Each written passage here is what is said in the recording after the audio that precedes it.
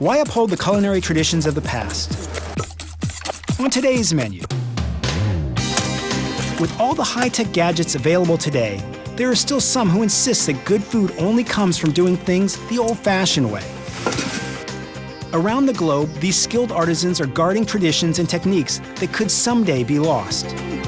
By preserving authentic, more labor-intensive ways of cooking, they are keeping the flavors of the past alive. Fantastic! Resurrecting ancient recipes with CUISINES. This is the way that tofu was made hundreds of years ago. I don't know if anybody's still doing this. Preserving the legacy of the birthplace of potatoes. Norma has found some 125 different varieties of native potatoes. Liquor from high atop India's celestial tree of everything. Men begin their day with toddy and end their day with toddy, and it hits you right away. Traditional rice paper softened in the morning dew. Tainings's province has been making rice paper since the time of the eldest person's grandfather.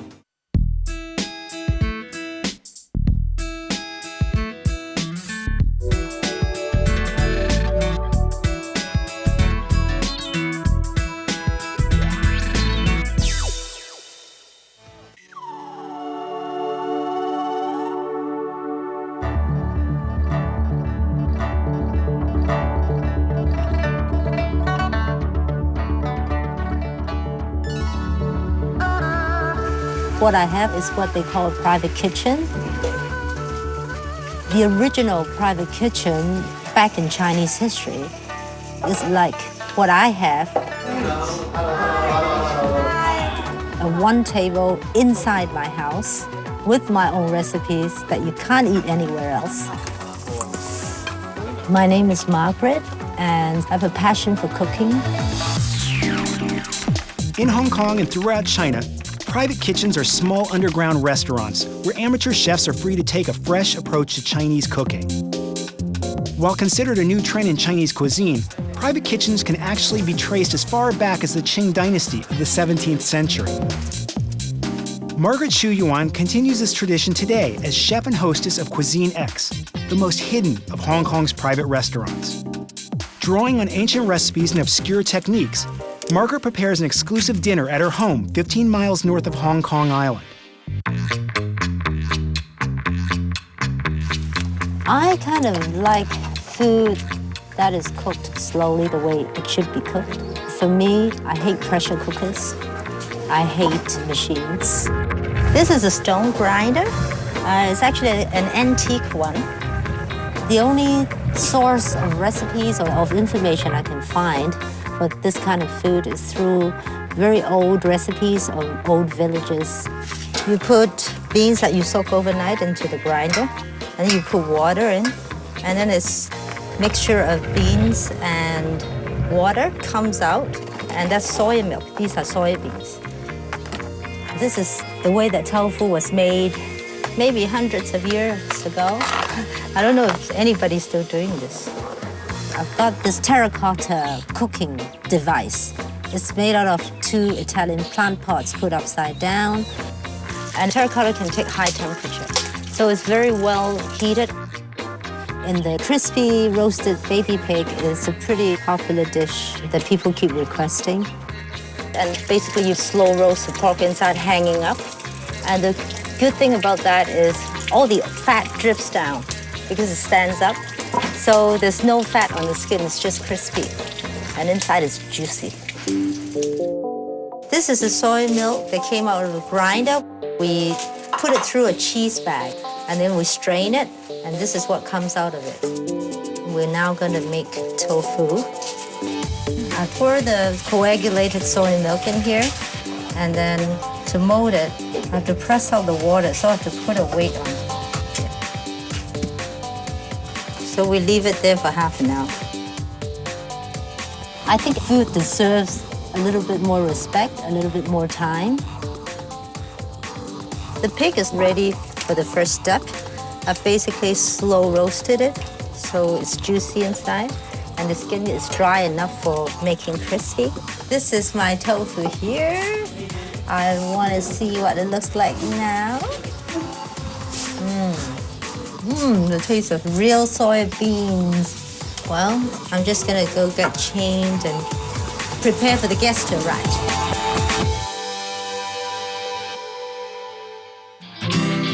The original private kitchen back in Chinese history was hidden and difficult to find. And that's the way I do it. Please come in. Hi. It only sits 6 people. That's minimum. Maximum is 8. It's usually visited by friends of people who know me. So I hope you guys are hungry. I've got tons of stuff to do. Okay. Where is the food? But then the good thing is I can choose and pick my clients. I don't have people who I don't like coming to dinner. This is a roast black baby pig. Now this is the organic pig from one of the local farmers. This is only just under 1 month. Poor thing. Poor thing. But it's so delicious. It's very crispy. Wow. The best thing is everyone just helps themselves as well. They don't expect any service. They're happy. They just want to talk about the food. They are deeply in appreciation of the process that I go through.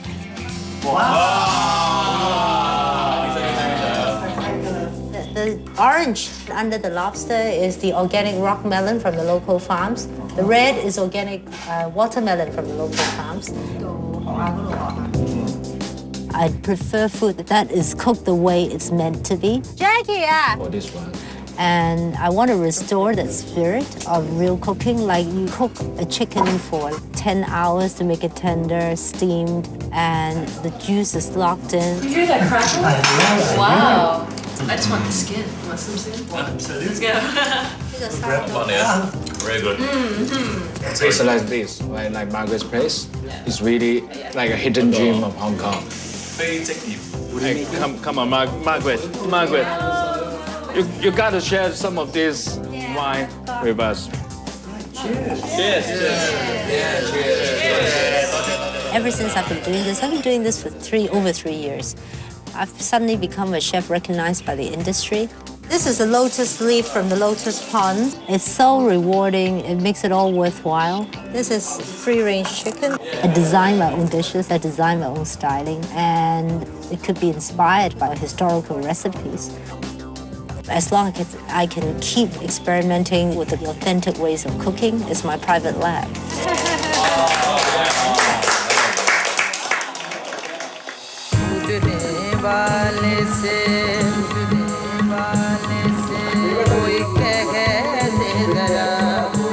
In Kerala, there are toddy shops everywhere. Men begin their day with toddy and end their day with toddy. It's fermented coconut palm sap. I haven't tasted it myself. I'm looking forward to tasting it.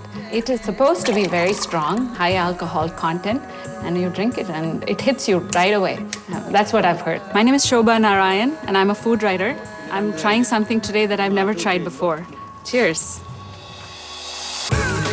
Along the Malabar coast, in the South Indian region of Kerala, the natives call the coconut palm the Kalparishka, the celestial tree that gives us everything. Ancient records describe the use of coconuts in local cuisine, which may date back as far as the 3rd century BC. Its leaves are used for thatch, its fruits for chutneys, coconut milk, and coconut oil. The sap of the tree becomes coconut toddy, a liquor extracted by local toddy tappers. No one knows for sure how far back the tradition of drinking toddy dates, but it is believed to have been part of the local culture for centuries.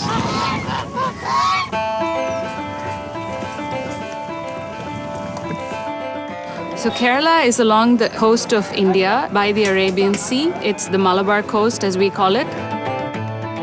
It's a beautiful, lush, green state. The seafood is very fresh and tasty. It's the land of coconuts.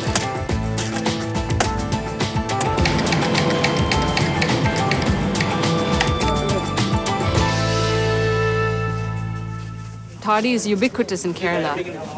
This is a typical village toddy shop, and as you can see, they've started business early in the morning. There are men buying liquor. The trick in toddy is timing when you catch the sap.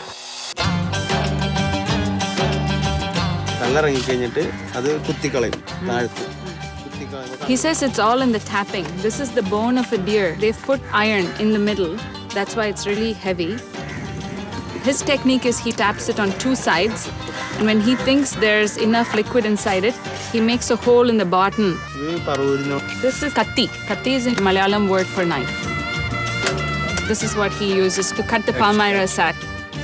He releases the first liquid and then seals the palmyra with clay from very deep within the earth. This is so it doesn't leak. He says once you put a layer of this, it becomes hard like brick. And then you do nothing to it for 12 days. Only after that, the tree releases the liquor. So that's the second pattern.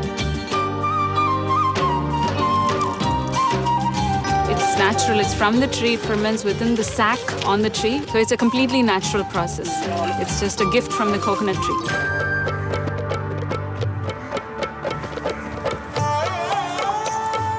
So this is my first time drinking toddy. Cheers. There's so many layers of flavors. You think when you're drinking it, it's just going to be really sweet, but it isn't. It's really good. It's smoky. You can taste the coconut, and it has a buttermilk flavor. It's an effervescence. It's like it pops in your mouth.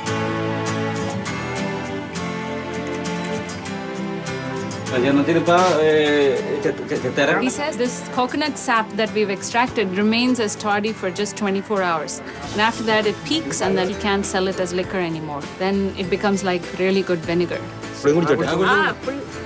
It's immediate gratification. You drink it and you're drunk. Well done.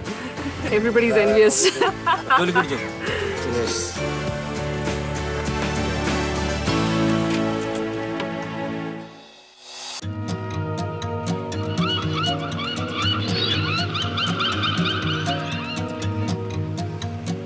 Chiloé is known for its myths, it's known for its climate and beautiful skies, but mostly now it's known for its native potatoes. Norma Aguilar dedicates herself to preserving the island's unparalleled potato diversity on a mission to maintain rare species for future generations. Located 730 miles south of Santiago, the Chiloé archipelago is defined by its 1,000-year-old culture of potatoes. In fact, potatoes may have actually originated on this island. Though there are more than 200 varieties of potatoes, many are not commonly cultivated.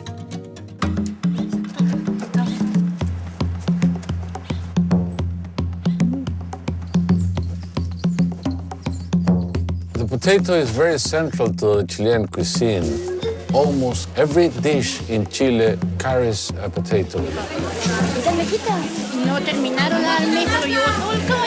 Norma Aguilar is known throughout Chile for her passion for native potatoes, and she is called the keeper of potatoes. Entonces ahí igual he recuperado muchas papas porque yo soy fanática. So whenever she hears of a different potato, whenever she finds someone that's carrying a different potato, she wants it.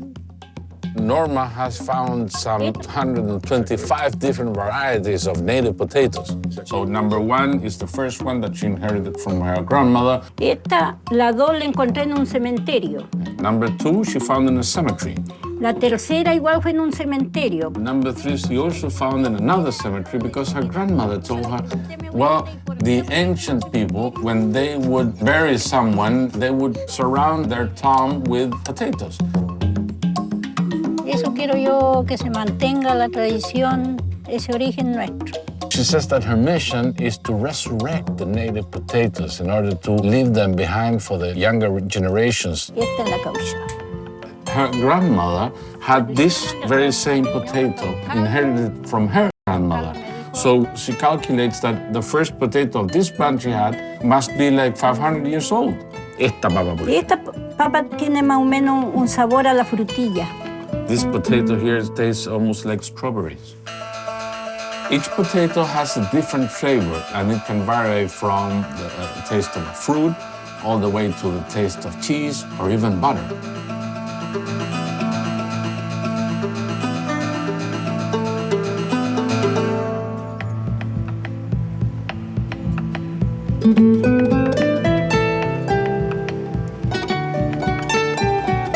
Norma's work with potatoes is very special because it's bringing Chilean gastronomy back to its roots. If she could spend her whole day cultivating potatoes, well, that's what she would do. Each one of the slices of these potatoes have a different figure in it.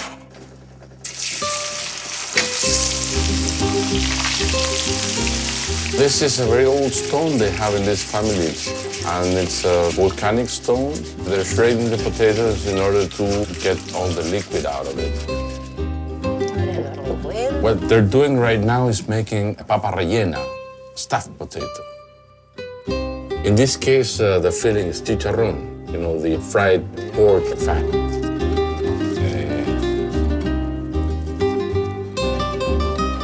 This is what replaces the bread, actually, so it's readily available in the kitchen in Chiloé for the family to pick up, and they eat it every day at once time. This is a typical chilote dish. I mean, this is something that you won't find in the rest of the country, only in the island of Chiloé.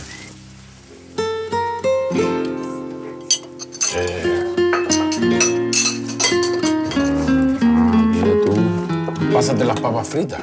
Que ellos me iban a enseñar a mí, yo le iba a estar enseñando a ellos, imagínense. What she hopes for is to be remembered as a native potato keeper. And she's very proud because she only reached 4th grade at school. And now she's teaching the kids at the university, and the memory that she will leave behind makes her very proud, and that's what she's after. It has an earthy taste and a flavor that resembles the smell of the forest around here. ¿Me hay que quemar la lengua?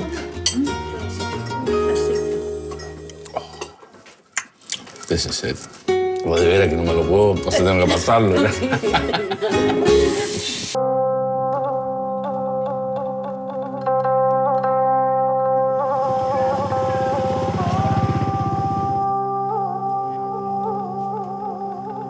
Tây province has been making rice paper since the beginning of the 20th century. The family has lived in Tây Ninh for 3 generations, since the time of the eldest person's grandfather. Anh vừa nói đi, không sao đâu, mọi người ăn đi. Cháu... Over the last century, many Vietnamese factories began using machines to make rice paper. But in Tay Ninh, 50 miles northwest of Ho Chi Minh City, it is still handcrafted, using traditional methods that may be centuries old. This local version gets its unique softness from lying out in the grassy dew. So special is this particular Van Tron, as they call it, that cooks visit from all over the country just to bring it home to their kitchens. She said, we start simply with the rice. She grind it to get really, really nice flour, and then mix it in water.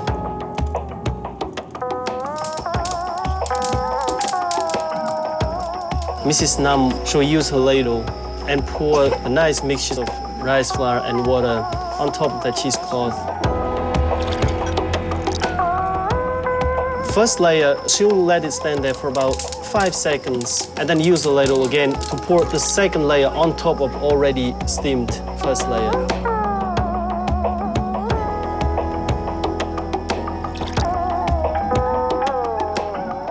Mrs. Nam gently roll the rice papers on the homemade rolling pin made of bamboo.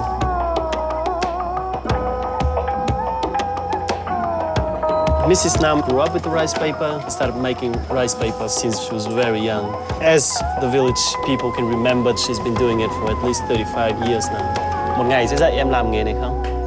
Dạ, bà cũng chưa nói. Nó biết rõ rồi cái này.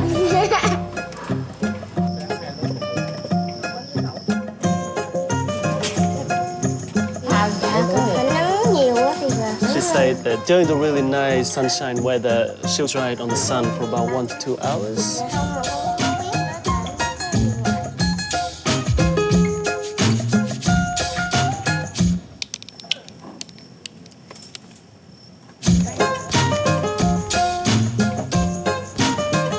Nhúng vỏ đậu cho nó hừng thằng than rồi. When the rice paper get dried, they'll grill them. Flipping is quite important because it actually keeps the shape.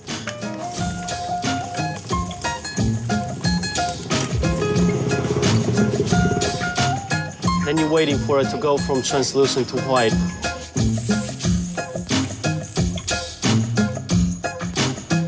When it's white, it's done.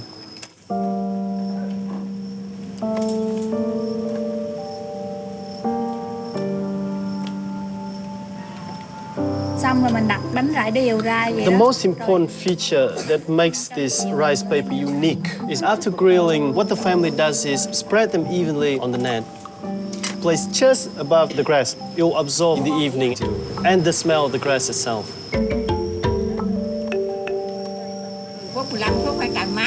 Depending on the weather, if the weather is really nice and moist, 10 minutes and it's ready. This is what a grilled rice paper looks like before it absorbs the humidity. You get some. And this is the final product. You can roll it up nicely because of your morning dew and the evening dew. Nice and soft.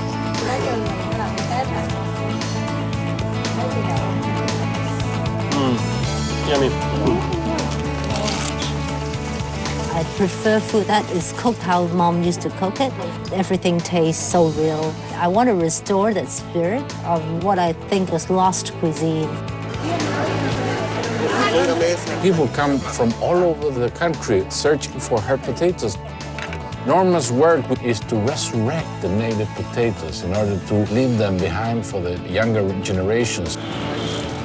Every cook in every household has a certain way of doing things, and my grandmother taught my mother, and my mom taught me, and I'm teaching my kids. So unique cooking techniques are literally being translated down the generations. So that's the modern with the ancient.